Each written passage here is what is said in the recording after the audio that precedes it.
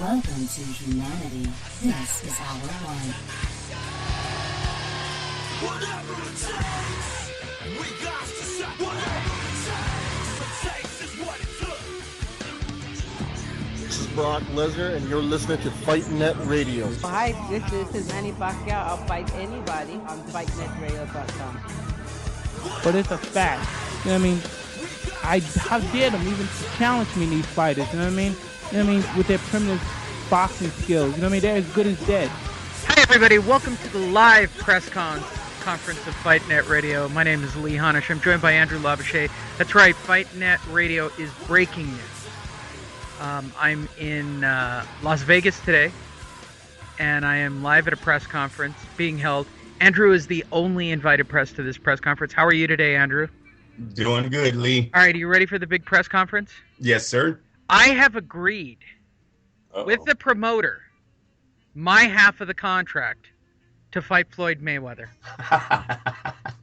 Nice. You finally did it. So we just need Floyd now. It's 50% of the fight, Andrew. All right. 50% of the fight. I know you've been working on this for a while, Lee. For a while. and thanks to my promoter for putting the fight. Andrew, this just in. My promoter's also telling me on the same night I will be able to fight Mike Tyson, who's coming out of retirement. My half of the contract has been signed. We're just awaiting for Mike Tyson to sign his half. That's how easy it is, people. Wait. There's more. There's more. This just in. On the same night, it's a triple header. I like to call it the lee-honish crash and burn show. I will also be fighting both of the Klitschko brothers. I have already put my name to a contract to fight both of the Klitschko brothers. That fight, however, is for charity. That one is for charity. Lee, are you poking at the UFC and McGregor right now? I must ask. Tell me that isn't the biggest load of bullshit ever shoveled by a promoter ever. Well, we got Conor. Yeah, right. I know. No shit, you put a contract down $75,000. I'm going to show up and sign it. How many times, Lee? How many times did Bob Arum and Manny Pacquiao have that we have a contract signed deal? Didn't like what you just did right now? Didn't Top Rank even have a countdown to a press conference where he was going to sign a contract and Floyd never showed? Andrew, this just in. Right. BJ Penn is going to fight one more time. My retirement cage match will be with BJ Penn, UFC Fight Night 500.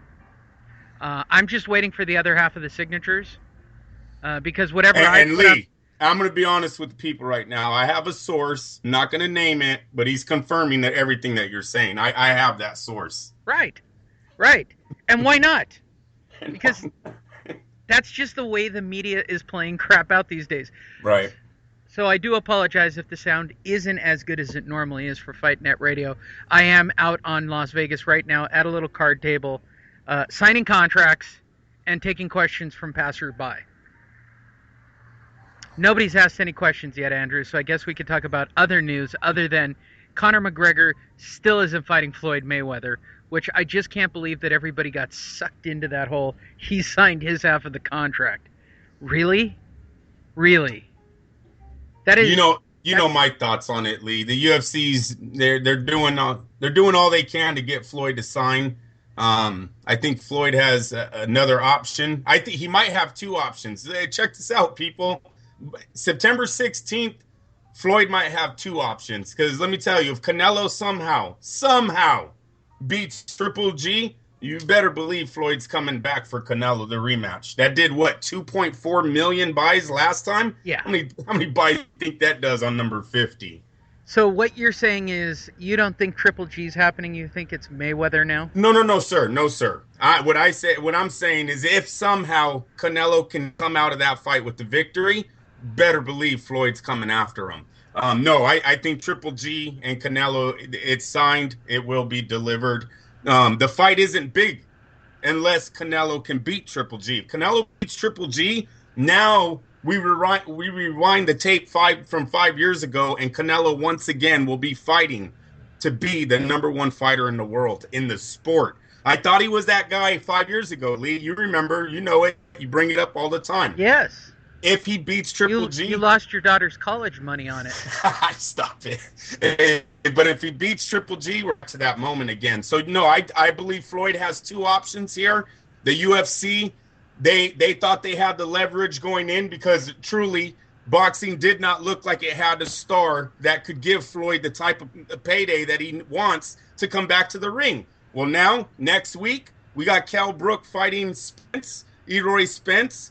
If Cal Brook wins that fight, best believe he's an A-side fighter, not against Floyd, but anybody else in the welterweight division. Cal Brook will be in the driver's seat. And I believe you can throw Keith Thurman name in on that list, Lee, because Spence sells more tickets. He's a UK fighter that has crossed over into America and made noise. I don't know if Keith Thurman has done the same.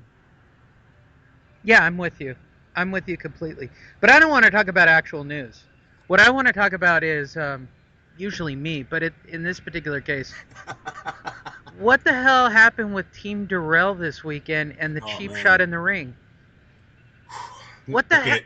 Like, this was the weekend for cheap shots across the board, but what the hell was that? It was it almost got real ugly. It's already ugly. It almost got real ugly, Lee. I mean, you had family members coming off of the second tier, the seats, to get involved with the brawl or semi-brawl that was taking place down ringside when the incident first happened. It was his brother that, I believe, threw a commissioner into the stands. That's what started the whole thing down at the ring. And then, it wasn't Durrell's fault. Durrell went across the ring to not apologize, but to accept an apology, to tell the guy that it wasn't his fault. This is boxing. Sometimes this happens. And we're going to come back to the DQ, the disqualification. But to talk about the incident, he had defused the situation. So I don't blame Durrell at all.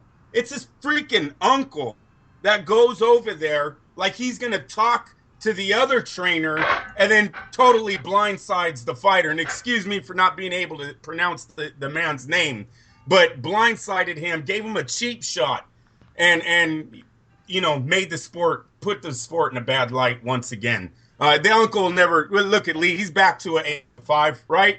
It's on it. We can both agree this man will never once again work a corner in his life. Oh, I'm sure he will. Oh, no, he's done. Lee, mark my words right now. This man will never work a corner in his life again. He's over. Saying it right now because I don't even think this is the worst thing in boxing. I mean, I'm just being honest. No. He was very lucky that he didn't injure that man Saturday night. See, that's what doesn't put this incident over the top. If he would have knocked out that man, if he would have broke his jaw, God forbid anything worse. This is criminal. This is they already have a warrant, but his face would have been all over the TV. I'm dead serious. Like, this was that big because this fight had a lot of people watching it on both sides. You got to remember, they had just shown Liam Walsh get destroyed by Gervonta Davis a few fights before this one. That was over in the UK. So there was a lot of people tuned in watching the Showtime event. Their uncle is very lucky that he has power because he threw a cheap shot. He hit him right on the point of the chin, and he absolutely did nothing to that man. And what a hell of a chin that guy has on him. I want to at least try to say his last name, but I think I'll butcher it so bad I don't even want to attempt, Lee. He took a hell of a shot. Durrell's team's lucky that it wasn't worse. What if it was him leaving the ring that night in the stretcher like we've seen on HBO, and we'll get into that. But I'm just giving you an example, Lee. Imagine if it was that man leaving the ring in a stretcher on a cheap shot like that, what Durrell's team would have looked like today in the news, or his uncle. So no, I don't believe his uncle will ever again work the corner. He's done. I don't think Durrell should be suspended because we clearly have him on tape trying to defuse the situation. He literally walked over to that guy and accepted an apology before it was even made. I mean, Durrell had no issue. It's not his problem. His corner, don't ever let him back. Andrew, this just in. Are you ready? Yes, sir. I know you're not going to believe it. Vasily Lomachenko had dinner with Triple G. No, he didn't. He did. They Triple- actually ate at the same table and took photos. That was, jeez. That was, the guy fighting Ward. Come on, Kovalev. Kovalev. I'm sorry. Sir. Yeah, you're right. Kovalev. I blew Lee. my own joke. Oh, you had me hit the door on that one, damn it. Kovalev. Kovalev. Hey, Kovalev. This just in. Kovalev must be fighting Triple G next. You never know, They had right? dinner together, Andrew. Hey, listen, I'm going to tell you something. Abel Sanchez has always said that Who Triple G, are- that I mean, What's- seriously, we had like our biggest numbers last week, Andrew, and our show is just awful. I mean, no, look it. Let me tell you. our show's Abel Sanchez just went on record, not just went, but he's on record saying that Triple G used to hand it to Kovalev in sparring. They said that Kovalev left Abel Sanchez because Triple G used to handle him so bad. What about that, Lee? So there might be a fight coming down the pipeline. You never know. Because Kovalev might be thinking it's payback time. That man you seen in the ring 7 years ago, that ain't the man standing in front of you today. Now let's get paid to do it, though. They Andrew- might be fighting. Andrew, now that I know how to decipher news headlines, breaking, huge story. James DeGale is in terms with Chris Eubank Jr. Oh, wow. Yeah, that's a big fight over there. No, Look at- Andrew, you know what that means? What? That means that somebody brought up the idea and everybody likes the idea. That's it. Yeah, they Doesn't have. mean there's a contract, doesn't mean there's anything. It's just somebody I see. They're testing. just It's a- floating shit on Twitter. It's a like lure. it's a like lure. a floater of poop in the toilet. I Okay. hear you. I hear you. I like the fight. Chris Eubank was hot for so long. He just fizzled out. I didn't know what happened. So it's good to see his name pop up again. Andrew, 51 minutes ago, this just in from the WBA. It's a huge day, Andrew. Let's go. Heavyweight Shannon Briggs Oh, sad. tested positive for testosterone. Did anyone not think that man was on steroids? I mean, Andrew, come on. it's just in because my promoter's standing here next to me. I've decided that I will take on Shannon Briggs. No, I've take signed my on- name to a contract. Lee, you already. need to call up Frez Quendo. Fight him for the title. They'll rank you tomorrow. Tell him you fought Bonaducci and you fought in the MMA. You're ranked tomorrow, bro. Coming in at number 10. And, oh, so great. So great. So true. So sad. true. So now Conor McGregor is posting photos of all his UFC belts saying he needs a boxing belt.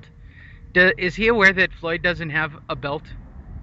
Yeah, and not only that, McGregor needs to realize he would actually have to fight another professional fighter to get that belt, and there's not many that think he can beat any. So if I was him, I would just be quiet, wait for Floyd and your bosses to do their little number game, and then sign the check at the end, because McGregor really has no say in this at all. Sorry, everyone. Sorry, but he doesn't. Dana White has very little. This is really about the owners of the UFC and Floyd sitting down at the table and working out a contract. It has nothing to do with them two. That's all show. McGregor, I don't like it anymore, Lee. You knew I was high on the fight. I thought financially this is a home run. They're going to do it, yada, yada, yada. But now with Floyd having other avenues, Floyd loves boxing. Look it, if anyone didn't take what the only thing you should have took in from the Davis Walsh fight leading up is that Floyd still misses boxing. He misses the spotlight. It was very hard for him not to take the spotlight from Davis this whole week leading up to the fight. And Floyd did his best, Lee. I'm not knocking him at all. He did his best to bring Gervonta into the conversation whenever he could. But you can clearly see the man loves the camera still. McGregor, that's a fight that he's going to take so much heat from on the boxing side. The guys that have been following Floyd for the last, 18, 20 years, maybe even longer, those who followed him before he was a pro, he's going to take so much heat from him. I don't think he's not going to get the satisfaction that he would if he does his Ali moment. And his Ali moment would be going to the UK and fighting